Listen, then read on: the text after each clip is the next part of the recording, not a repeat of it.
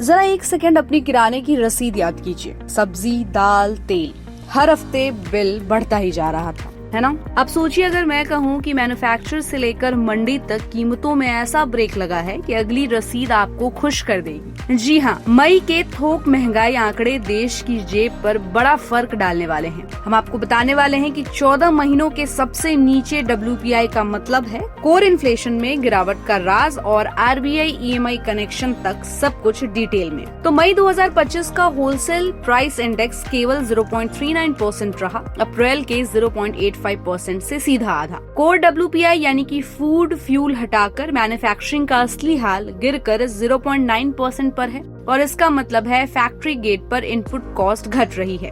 पिछली बार इतना कम रेट मार्च 2024 में दिखा था, यानी 14 महीनों का मिनिमम लेवल। ट्रेंड नीचे की ओर है, कंज्यूमर के लिए गुड न्यूज है। सब्जियां थोक स्तर पर एवरेज 21% तक सस्ती हुई हैं, आलू 29%, प्याज 14%, टमाटर 18%, दालें, अंडा, मीट, फिश में भी 1 से 2% की गिरावट आई है। क्यों? क्योंकि अच्छा मॉनसून प्रीव्यू, बेहतर सप्लाई चेन और ग्लोबल कमोडिटी दामों में कूल डाउन है। थोक मार्केट सस्ता हुआ है, कुछ हफ्तों में रिटेल मंडी भी सस्ती होगी, तो आपकी किचन कॉस्ट में सीधा कटौती मिलेगी। पेट्रोल, डीजल और बिजली की थोक महंगाई 2.27% है। क्रूड ऑयल इंटरनेशनल मार्केट में नरम है, साथ ही सरकार का एक्साइज मैनेजमेंट।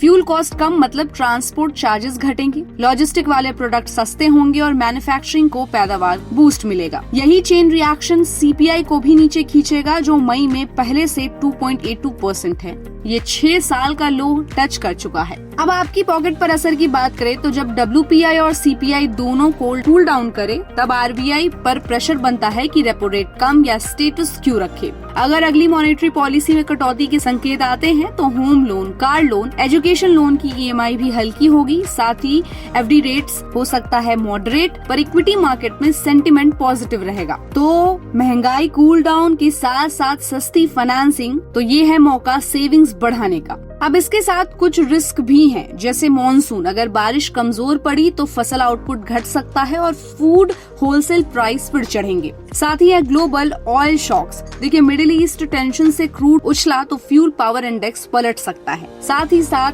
बेस इफेक्ट होगा। अगले महीनों में लास्ट ईयर लो बेस हटेगा, तब ग्रोथ नंबर्स फिर हाई दिख सकते हैं। मगर फिलहाल डेटा कहता है कि राहत मिली है, तो आप एंजॉय कीजिए, फाइनेंशियल प्लान रिवाइज कीजिए। कॉमन मैन के लिए भी कुछ चीजें हैं, जैसे ग्रोसरी बजट रीडिजाइन। सब्जी, फ्रूट सब सस्ते होंगे, तो आप वेस्टेज कम कीजिए और स्टॉक अप ज्यादा कीजिए। तो मई के WPI आंकड़ों ने किचन से लेकर कैबिनेट तक में कूल ब्रीज चला दी है, लेकिन याद रखिए, economy is like IPL match, कभी भी पलट सकता है। अपडेट रहिए, स्मार्ट मूव्स कीजिए, और इस घटती महंगाई पर आपकी क्या राय है, हमें अपनी राय कमेंट बॉक्स में दीजिए। और ऐसे ही अपडेट्स के लिए देखते रहिए गुड रिटर्न्स। हमारे चैनल को लाइक और सब्सक्राइब करना बिल्कुल भी मत भूलिएगा।